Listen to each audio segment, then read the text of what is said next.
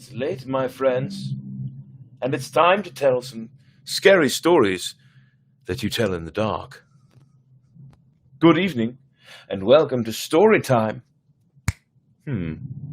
I think that microphone is working all right.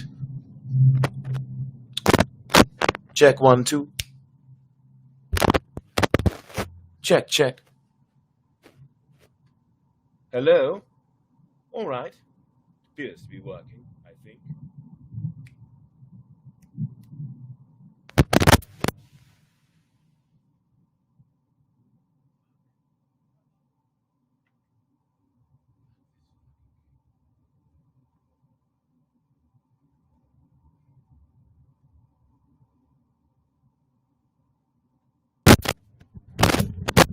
Check 1, 2. Better. There we go. Now the microphone is working fine. Hello, everyone, and welcome to Story Time. It's time to tell some scary stories that you only tell in the dark. It's a bit late. It's about 1:15 almost. So, let's get to it. Don't forget, Brett Picorni on Facebook. Story Time, 2 words, exclamation point at the end for the Facebook group that you can follow. YouTube, B Picorni1. Like, subscribe, share it with your friends, comment as much as you dare. And, of course, Twitch, Brett Doesn't Game, all one word. Now, shall we get started, my friends? The first tale we tell in tonight's story time is called High Beams. High Beams is a scary story about a young woman who goes out for drinks with her friends one night and decides to drive home on her own. A version of this story appeared in the book Scary Stories to Tell in the Dark, that very same version you will hear now. As the woman drove down a deserted highway, she noticed a lone pair of headlights quickly approaching her car from behind. When the car came closer, she noticed that it was going to overtake her. The car drew up beside her, but then the driver suddenly swerved back behind her car. She started getting nervous and kept an eye on the strange car in her rear-view mirror. He pulled up dangerously close to her rear bumper and began flashing his high beams at her. The headlights dimmed for a moment, but then the high beams flashed again, and the car behind her surged forward. The car followed her very closely, and on tight curves or over hills, he would flash his high beams on and off. The frightened woman struggled to keep her eyes on the road and fought the urge to keep looking at the car behind her. Finally, she approached her exit, but the car continued to follow, flashing the high beams again and again. The terrified woman took out her mobile phone and dialed 911. When the operator answered, the woman screamed into the phone, "A car is following me. He keeps tailgating and blinking his lights at me." The woman gave her address, and in a few minutes she saw the red and blue lights of a police car in the distance. She breathed a sigh of relief as she pulled into her driveway, but suddenly the strange car pulled into the driveway behind her and began blinking its lights on and off like a maniac. The police car screeched to a halt on the woman's front lawn, and 2 police officers jumped out with their guns drawn. They pulled the man out of the strange car and forced him to lie face down on the lawn. Then they handcuffed him as he screamed, "There's someone in her car! There's someone in her car!" The 2 policemen suddenly pointed their guns in the woman's direction and fired. The woman screamed, but when she turned around, she saw the bloody corpse of a murderer fall out of her back seat. There was a large butcher knife still clasped in his cold, dead hand. The police searched her back seat and found duct tape, a blindfold, and a pair of handcuffs lying there. The woman realized that the man in the strange car had been trying to save her. When the police released him, he explained that as he pulled up behind her car and his headlights lit up her back seat, he had seen a man with a butcher knife rising up behind her. Just as the madman was about to stab her, he flashed his high beams, and the figure crouched back down. "I flashed my high beams every time I saw him raise a knife," he said. Scary story, indeed. Moving forward to our next story. Red Ribbon. Red Ribbon. "Hello, Mum, I see you. Huzzah! And hello, Morby the Dragon. Hello, huzzah!" Our next story. Red Ribbon. The Red Ribbon is a short, scary story for kids about a girl who wears something around her neck that she refuses to take off. It is also known as the red satin ribbon, the velvet ribbon, and the yellow ribbon. The version appearing in Scary Stories to Tell in the Dark is the red ribbon. Bill whistled as he strolled through the park. He was on his way to meet his girlfriend, Sally. He could smell spring in the air. He jingled the engagement ring in his pocket and thought about asking Sally to marry him. Sally sat down on a park bench and Bill kneeled down in front of her. "Sally," Bill said, "you are the most beautiful girl I've ever met. I love you and I want you to be my wife. Will you marry me?" Sally laughed and said, "Yes, I will marry you." As Bill gazed lovingly at his bride-to-be, his eyes lingered on the red velvet ribbon Sally always wore around her neck. "Why do you always wear that red ribbon?" Bill asked. Sally said, "Bill, I must never take off my red ribbon." Bill smiled at Sally and left the ribbon alone. Bill and Sally were married in June. Bill found a lovely little house in a nice neighborhood and they moved in. Bill bought Sally many party dresses, but Sally always wore her red ribbon and with each outfit. Bill thought this was odd. Sally just smiled and said, "I must never take off my red ribbon." After a few years, Sally found out that she was going to have a baby. This news delighted Bill. Sally talked with her friends who had babies. Bill talked with his buddies who had children. They often talked together late into the night about what they had learned from everyone. When the big day came, Sally said, "Please tell the doctor I must not take off my red ribbon." Bill was frustrated, but he promised Sally that he would tell the doctor. After the baby was born, Bill gave Sally flowers. "Thank you for the flowers, Bill," Sally said, "and thank you for telling the doctor I must not take off my red ribbon." Bill did not understand why the red ribbon was so important. "Do you want to hold little Billy?" Sally asked.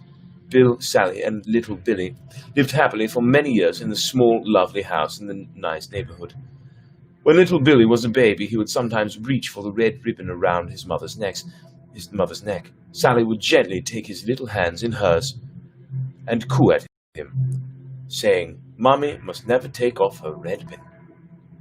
The red ribbon had frustrated Bill for a long time. He loved Sally with all of his heart, but he did not understand her need to wear the red ribbon. Just going to make a quick comment. I think by this time I wouldn't be bothered anymore so much as I would just not notice it anymore.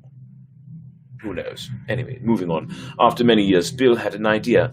"Our anniversary is coming up. I will buy Sally a beautiful necklace. She will take off that old red ribbon so she can wear the beautiful necklace." Their anniversary came. Bill took Sally to a fancy restaurant overlooking Central Park. They had a delicious meal. Then Bill gave Sally a velvet box with a beautiful diamond necklace in it. She opened it, smiled, and tears came to her eyes. Bill put the necklace around her neck and started to take off the red ribbon. Sally stopped him. She said, "I must never take off my red ribbon."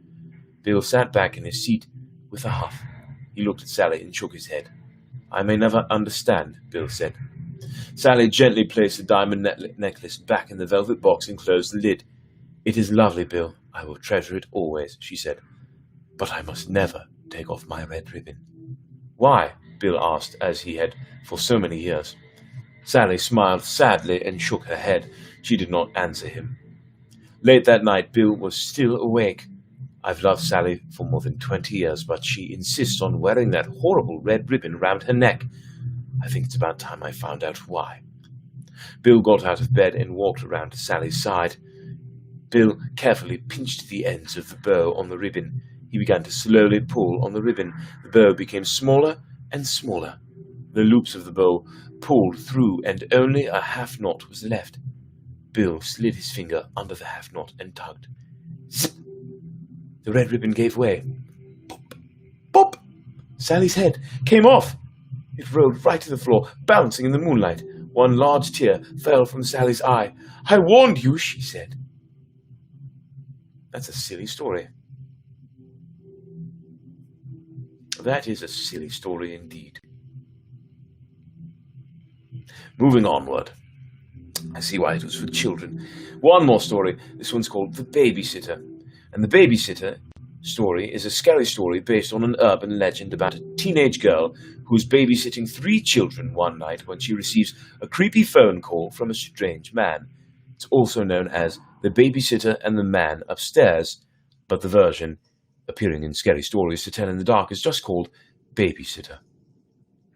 There was a young girl who was in need of a job. There was a young girl who was in need of a job, was able to find work as a babysitter for a couple who lived in a large, isolated old house. They were going out to see a movie that night and left the teenage babysitter in charge of their 3 young children. The babysitter put the children to bed when it got late and then went downstairs to watch some television. Real quick, I just want to see if I have any comments. Any more comments, that is. Huzzah! Indeed. She was just getting comfortable when she heard the phone ringing. When she answered it, all she heard was heavy breathing, followed by a man's voice asking, "Have you checked on the children?" Freaked out, she hung up the phone, trying to convince herself that it was just someone playing a practical joke on her. She went back to watching television, but about 15 minutes later, the phone rang again. She picked up the receiver and heard hysterical laughter from the other end of the line. Then the same voice asked, "Why haven't you checked on the children?" The babysitter slammed down the phone. The poor girl was frightened out of her wits and immediately called the police. The operator at the police station told the babysitter that if the man called again, she should try to keep him talking. That would give the police time to trace the call. A few minutes later, the phone rang a 3rd time, and when the babysitter answered it, she heard the heavy breathing again. The voice on the end of the line said, "You should really check on the children." The babysitter listened to him laughing hysterically for a long time. She hung up the phone again, and almost immediately it rang again. This time it was the operator from the police station who yelled, "Get out of the house right now. The calls are coming from the upstairs phone." The babysitter dropped the phone in shock, and suddenly she heard heavy footsteps walking down the stairs. Without pausing for a second, she ran out of the house as fast as her legs would carry her. Just as she closed the front door behind her, a man's hand slammed against the glass. She screamed and ran out into the street just as a police car was pulling up outside. The police searched the house and found the 2 children upstairs, hiding in a closet, crying uncontrollably. In the parents' bedroom, they found a bloody axe lying on the floor next to the upstairs phone. The back window was wide open, and the curtains were blowing in the breeze. There was no sign of the madman who had made the phone calls. He'd escaped into the night when the police arrived and managed to interrupt his horrible plan to kill the 2 children and the poor babysitter. And that's all, folks. Blood from the axe. Isn't that Jared? Oh my, someone pointed something out. Oh, yes, in case you didn't catch that, the babysitter watched 3 children, and in the end, she ran, leaving 2 children. So, yes, question, was the 3rd child the maniac man? Or did the maniac man kill the 3rd child? Who knows? Do you know? I don't know. What an insinuation. Anyway, I hope you enjoyed the stories, dear listeners, /readers, /viewers, /fans, whatever you want to call yourselves, and whatever you want me to call you. Either way, I hope you have a wonderful night and managed to get to sleep after those scary, scary stories. Good night. I bid you adieu, and until next time, that being tomorrow.